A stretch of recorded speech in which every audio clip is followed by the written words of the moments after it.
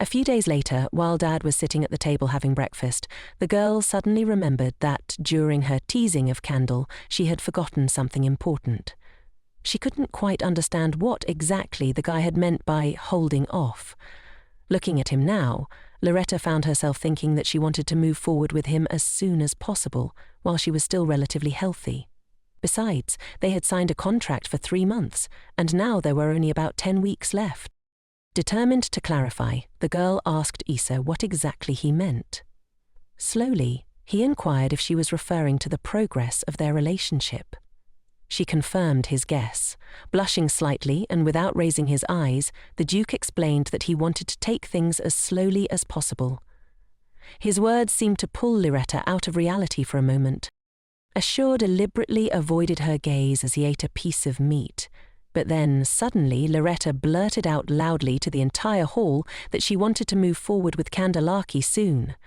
The maids who overheard this dropped their dishes in shock, standing with their mouths agape, unsure of what to do. The butler quickly escorted them out, muttering something about prolonging the family line. Realizing what she had said aloud, Lariette froze, while Asher turned as red as a tomato, sitting with his mouth open in disbelief. Embarrassed, Asher stammered, asking what she meant by her outburst. Smiling, Lariette replied that she was talking about hugs, kisses, and the like. Before she could finish, the Duke hastily shoved a piece of bread into her mouth as if to silence her. He sat, staring at her with a confused expression, clearly not wanting to hear any more. Then, as if trying to change the subject, Asher began talking about how his body was slowly decaying from the curse. It was clear that this topic troubled him deeply. As she chewed her bread, Lariette listened attentively as he continued to explain that his skin had torn in places, and that the area around his heart was covered in scars. The Duke believed these scars made him hideous, earning him the title of monster. It was because of this that he found close contact with her difficult. Feeling guilty, the Duke apologized, but the girl, smiling gently, reassured him that nothing could be done about it. Determined, Lariette told him that she had no choice but to work even harder to lift his curse. Asher was taken aback by her words and looked at her in surprise. She took his hands and promised to take good care of him, vowing to break the curse as quickly as possible. After that, she teasingly added, he would surely want to move forward with her. Her words seemed to spark something in Asher. For the first time, his heart fluttered, a strange sensation he hadn't felt before. It was as if his heart was ready to leap from his chest. Overwhelmed, Asher gently pulled Lariette into his arms, and she responded in kind. As they embraced, Asher tried to understand whether these feelings were love or something entirely different. Later, as Lariette lay in bed, staring at the ceiling, she thought about how urgently she needed to cleanse Asher from the curse. Rising from bed, she decided she would start with the upper part of his body, even though she knew how difficult it would be to lift such a powerful curse. Who could have placed such a curse on him? Lariette realized it had to be the work of a skilled magician who harbored deep hatred for Duke Candle. She finally understood how difficult it must have been for Asher to live with this curse. Even dating her had been a test for him. Reflecting on this, a sudden thought occurred to her. She might not have been his first lover. However, her intentions were simple. She wasn't seeking a serious relationship, but merely wanted to check something during these 3 months. The next day, Lariette followed the butler, thinking she was being stealthy. However, the butler quickly turned around, catching her off guard, and asked if she needed something. Startled, she hadn't expected to be discovered so easily. He explained that a butler's skill was being observant, though Lariette found no connection between those skills and surveillance. Smiling, the butler guessed that she wanted to ask about Essa's power, wealth, or perhaps whether the Duke could make her happy. Nervously, Lariette shook her head and, after a moment, hesitantly asked if Asher had been in a relationship with anyone before her. The butler visibly tensed, thinking carefully about his response. Smiling slightly, he told her that as far as he knew, Asher hadn't been with anyone before her, although he wasn't certain of all the details. Lariette laughed, asking if her question had been silly. The butler respectfully bowed before they both went their separate ways. As Lariette walked down the corridor, she spotted Asher and called out to him. He immediately turned toward her, just in time to catch her as she flung herself into his arms, her face beaming with joy. Lifting her slightly, he gazed into her eyes, but reminded her gently that running in the hallway was dangerous. Lariette, still smiling, asked if he had been coming to see her. Asher confirmed her guess. After a few moments of silence, Lariette asked him for a hug. Confused, Asher looked at her blankly, but she reminded him that he had allowed hugs. With that, she pulled him into one of the nearby rooms and closed the door behind them. Tentatively, he placed his hands on her shoulders, hugging her gently. She asked if they could continue, but Asher was visibly embarrassed. He held her close, hiding his face in her hair. The warmth of his body comforted her, and everything seemed perfect, until she felt something pressing against her. The mood shifted abruptly, and Lariette blushed deeply, hoping it was just his sword. Asher quickly pushed her away, his face flushed with embarrassment. He stammered that it was enough for now. The Duke, mortified, could only hope that she hadn't noticed what had just transpired. Although the situation was not at all what it seemed, Lariette only pretended not to understand, but she knew everything immediately. Closing her eyes, she thought about how Asher was a strong man in the prime of his life, and apparently she need not worry about the curse affecting the lower half of his body, something she'd been thinking about all night. Trying to cope with himself, Asher decided to ask a random question about the bracelet on Larette's wrist. He had noticed she had been wearing it often lately. Lariette raised her hand, smiled, and asked if he liked it, explaining that Doha had given it to her. She said this absent-mindedly, but then it dawned on her that perhaps she shouldn't have mentioned it so casually. Asher's face darkened with jealousy, and he immediately thought he should have destroyed this man earlier. But he quickly remembered the advice from the book. Jealousy, especially too often, was a sign of weakness. Placing her hand on his shoulder, Lariette gently explained that it was a gift made through Doha's divine magic to help with her health. Asher, with a slightly wild look in his eyes, muttered that he understood, but in his mind he was already imagining how to rid himself of this other man. Lariette, sensing his unease, asked again if he was truly fine.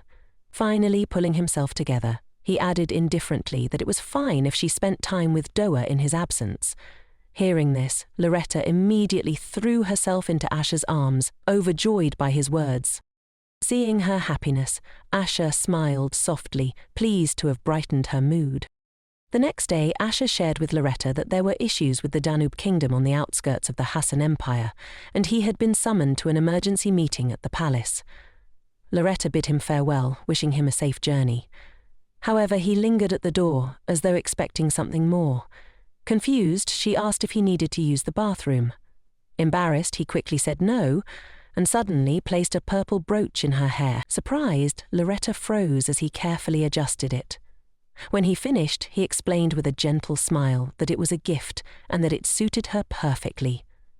Blushing, Lariette stammered her thanks, realizing that he was likely still a bit jealous of the bracelet from Doha, but she couldn't help finding his jealousy endearing, especially when paired with his loving gaze and affectionate touch. Before leaving, Asher gave her a final tight hug, saying that it would be her dose of hugs for the day. Lariette stood speechless, not sure how to react as Asher, blushing slightly, finally left. She waved after him as his carriage departed, and just then Doha appeared, smiling warmly as he greeted her. Noticing the new brooch in her hair, he lightly touched it and complimented how beautiful it was. Lariette thanked him with a smile, the small act instantly lifting her spirits. After the healing session with Doha, the two headed into town for lunch, talking and laughing. Doha seemed surprised when Lariette insisted on paying for both of them, as he had covered their last meal. When they passed by a shop window, Doha pointed at a bracelet, saying that it had caught his eye, and Lariette was more than happy to buy it for him.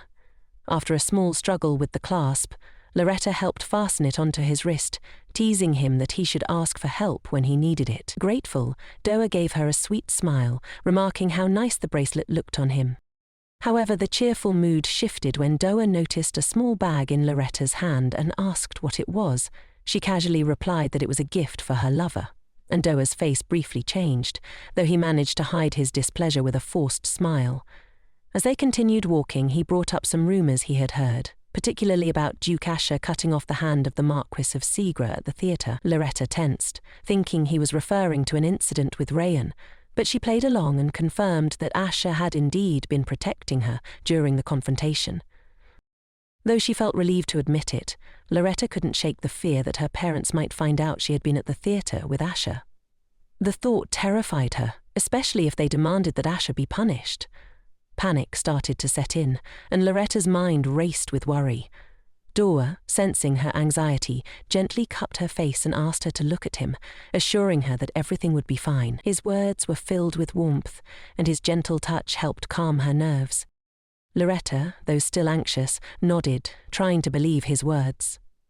As they continued their walk, Doha joked about becoming a high-ranking priest, though in truth the title was nearly impossible to achieve. His teasing managed to pull Lariette out of her dark thoughts, and she smiled, feeling comforted by his light heart. Just as things seemed to settle, disaster struck. The wall above them began to collapse unexpectedly, sending massive stones hurtling towards them. In that moment, Lariette acted on instinct, using her limited defensive magic to shield them both. But she knew her abilities might not be strong enough to save them, and she resolved to protect Doha even if it meant sacrificing herself. She laid her magic, hoping it would be enough to save him. Doha noticed her intentions, and as Lariette closed her eyes, ready to accept her fate, she waited for the inevitable crash of the stones. While Larette's mind was preoccupied with thoughts of Asher and his smile, something incredible happened. Doha shielded her with his body, preventing even a single stone from hitting her. To him, her life was more important than anything. After some time, people began gathering around the scene, staring curiously at the ruins. Lariette slowly regained consciousness, and the first thing she saw was Doha holding back the falling stones. Confused, she couldn't understand how she was still alive. The priest, standing over her, shouted in concern, calling her crazy for what she had done. He was using the same shields that she had conjured for him to protect her. Lariette smiled weakly and told him that the most important thing was that he wasn't hurt. He looked at her with terrified eyes, wanting to say so much but unable to find the words. He was deeply worried, unable to imagine what might have happened to her if he hadn't intervened. Seeing his distress, Lariette urged him not to make any sudden movements, reminding him that if the shield broke, they would both be crushed by debris. She reassured him that she was still controlling the shields with her magic. In that moment, Doha stood up, showing that he wasn't concerned about the stones. With a single gesture, he threw them aside and asked, frustrated, why she had done that. Still on the ground, Lariette looked at him with confusion and asked what he meant. His question seemed strange to her. Doha, however, was deeply concerned. He wanted to know why she had put up shields only to protect him, leaving herself vulnerable. Lariette couldn't understand his anger, as she didn't think her life mattered as much as his. To her, his safety was more important. Lying there with him hovering above her, she explained that they were friends. Doha was at a loss for words, completely bewildered. He thought she was absolutely insane for risking her life for someone she had only met a few times. He didn't believe in goodwill or altruism. In his opinion, everyone only pretended to be good in order to gain some benefit. But when it came to Larette's actions, he couldn't understand her reasoning. What would she gain by saving him and dying in the process? As Doha looked at her, he struggled to comprehend whether her selflessness was genuine, or if something else was at play. Suddenly, Lariette perked up, rejoicing that they were both alive and that Doha wasn't hurt. She began praising him, admiring how impressively he dealt with the wreckage, and teasing that he was so close to promotion that he had no time for these trivial matters. Still worried, he asked if she was hurt, helping her to her feet. Doha, slightly exasperated, explained that with the number of shields he had cast, it was impossible for him to get injured. However, he noticed that Lariette was wounded, despite her pretending otherwise, which irritated him. Placing a hand on her shoulder, he began healing her while firmly asking if she realized how close she had come to dying.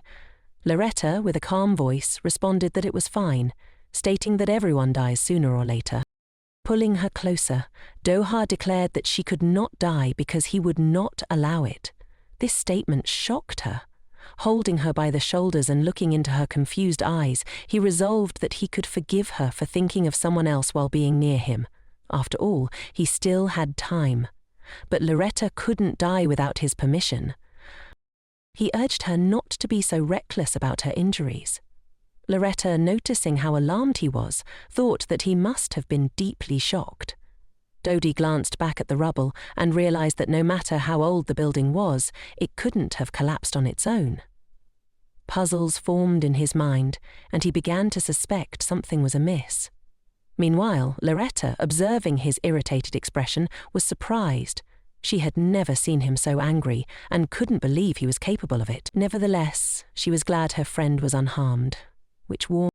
At sunset, Lariette returned to the estate looking utterly exhausted and drained of energy. Asher met her at the entrance, slowly descending the stairs in a tight black sweater. Overjoyed, she rushed to hug him. He reminded her that she had asked him to come early. When she hugged him, Asher asked with a chuckle if she had forgotten that they had already hugged that morning.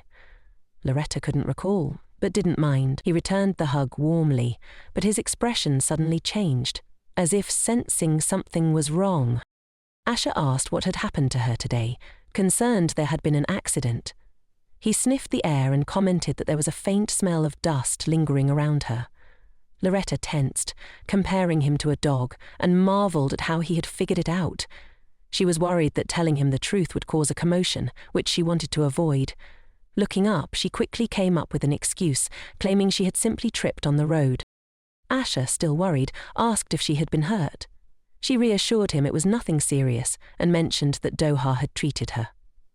However, the Duke began gently examining her for injuries anyway, wrapping his arm around her shoulders as he asked if she had fun today. She smiled and replied that she had. His expression tensed slightly at her answer, but before he could dwell on it, Lariette clung to him again, explaining that she enjoyed spending time with him even more. Burying herself in his chest, she thought about how sweet he was and how she needed to lift his curse quickly. She knew how much Asher suffered because of it, and she desperately wanted to help him. During the past 3 months, Lariette had grown determined to ensure he enjoyed their time together. She couldn't bear the thought of leaving him to suffer alone once she was gone. Later, in Asher's office, Lariette sat on his lap, gently touching his bare chest as she prepared to begin treatment for his curse. Asher, noticing her pale and shaky appearance, asked if she was okay.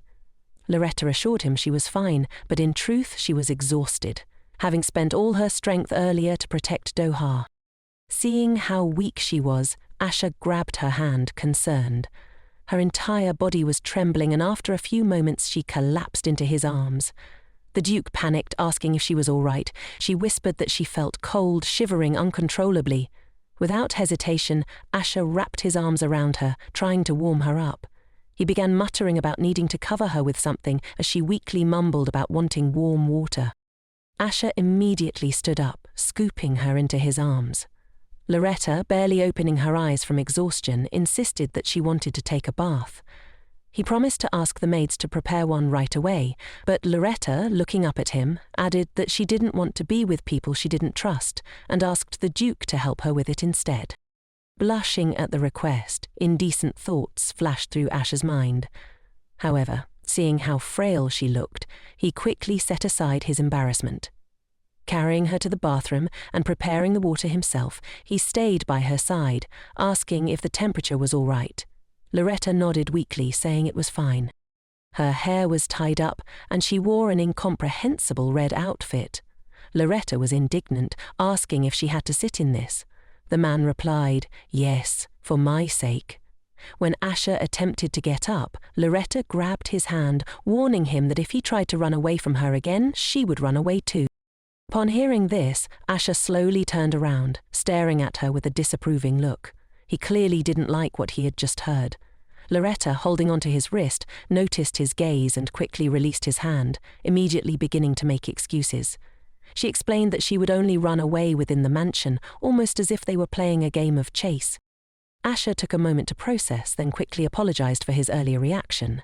He followed with an unexpected comment about how he had been thinking of tying her up, clearly saying it seriously. Lariette patted him on the shoulder and laughed, assuming he was joking. However, judging by his expression, it was clear he wasn't. Despite this, his gaze softened and a smile crept onto his face. Loretta's mind suddenly sparked with an idea. She began eyeing him with a sly, fox-like grin and casually started a conversation. She asked if he would like to help her wash her hair. The question greatly embarrassed the Duke, causing him to stiffen in surprise. He tried to pretend he didn't understand what she meant, but cold sweat trickled down his forehead as panic set in. Loretta smiled reassuringly and explained that she was simply asking for help with her hair. Exhaling in relief, Asher agreed to assist. Carefully lathering shampoo into his hands, he began massaging it through Loretta's long hair. While doing so, he accidentally noticed a small scar on her neck. He asked where it had come from. Loretta, her eyes distant, explained that as a child Rayon had allegedly pushed her down the stairs. He had then told their parents that she was the one who pushed him, and they believed him, scolding her for playing on the stairs. She continued, explaining that there was no real harm done, though the memory still lingered. As Asher listened intently, he tensed up, realizing with a jolt that he should have dealt with Rayon long ago. Loretta's voice softened as she recalled the punishment, being locked in a room as a child. She remembered sitting by the door waiting for someone to open it, her small tears falling as she waited for hours. Even then she obeyed her parents because her mother had told her it would teach her patience. Despite the pain, she endured it all. Suddenly, Loretta changed the subject. She asked Asher if he liked her hair. The question seemed odd, but she explained that someone once told her that just looking at her hairstyle made his eyes hurt. She didn't mention that it was her ex-fiance. Asher, curious, asked who had said that. He half-jokingly added that if she called his name, he would tear out his tongue. Loretta laughed, asking the Duke for his opinion. He replied that he couldn't understand how her hair could be considered unattractive. Turning to face him, Loretta smiled and asked again, this time more earnestly, if he thought it was beautiful. Asher, stammering slightly from embarrassment, assured her that everything about her was beautiful. Placing her hand over his, Loretta gazed into his eyes and asked him to kiss the part of her he found the most beautiful. Without hesitation, Asher kissed a strand of her hair, never taking his eyes off hers. He explained that, for him, nothing about her could be considered unattractive. Loretta, blushing, responded that he needed to choose the part of her he wanted to kiss the most. This time Asher didn't hesitate. He gently placed his hand on the back of her head, pulling her close to kiss her. The kiss was tender and sensual, and they both held hands, their eyes closed as droplets of water fell from Loretta's wet body. But now Loretta had no time to think about that. Pulling away, Asher visibly blushed. Loretta placed her hands on his face and praised him, calling him a good fellow. Laughing, she promised that next time she would kiss him instead. Asher didn't answer, his expression still flushed with warmth. A few days later, the couple stood near the boutique. Loretta asked Asher if he would like to have a drink with her in the evening. He reminded her that she had wanted to choose clothes, so she asked if he would help her with the selection, but once again the man insisted that Madame Sherbet. Annoyed, Loretta playfully hit Asher on the shoulder. She was frustrated because he couldn't help with even the most basic things. However, after the blow, she immediately felt a sharp pain in her hand. Noticing how hard Asher was, she realized that her hit had been more like a massage than a real strike. Taking a closer look, Asher noticed Gerard in the distance, who was helping him search for Loretta's brother. Gerard urgently needed the Duke, so Asher warned Loretta that he would be leaving for a while, before running off without further explanation. Loretta, still feeling unsettled, was about to leave when she heard the voice of Lady Sherbet calling her to stay for a few minutes. Turning around nervously, Loretta saw a familiar face. It was her mother, who looked at her anxiously, as though waiting for this meeting for years. The woman pointed at her, fear in her eyes. "Where have you been all this time?" her mother asked, rushing toward her and placing a hand on Loretta's shoulder. Her voice was filled with worry. Loretta, however, immediately shrugged her hand off and raised an eyebrow, coldly explaining that she had been relaxing at massages and shopping at boutiques, things her mother never seemed concerned about. Don't you know who I am now? Loretta quipped with a grin. I'm a duchess. Her mother felt ashamed and turned away, unable to meet her daughter's gaze. I couldn't do anything, she muttered. Loretta, unable to take it anymore, sharply responded that her mother could have, but simply chose not to. Slowly, she looked up at her mother and quietly said goodbye, as though a piece of her heart was being torn away. Without waiting for more excuses, Loretta turned and ran away from the boutique, sprinting down the empty streets as if trying to escape from the nightmare of the encounter. But just as she was about to disappear into the distance, someone grabbed her wrist, stopping her.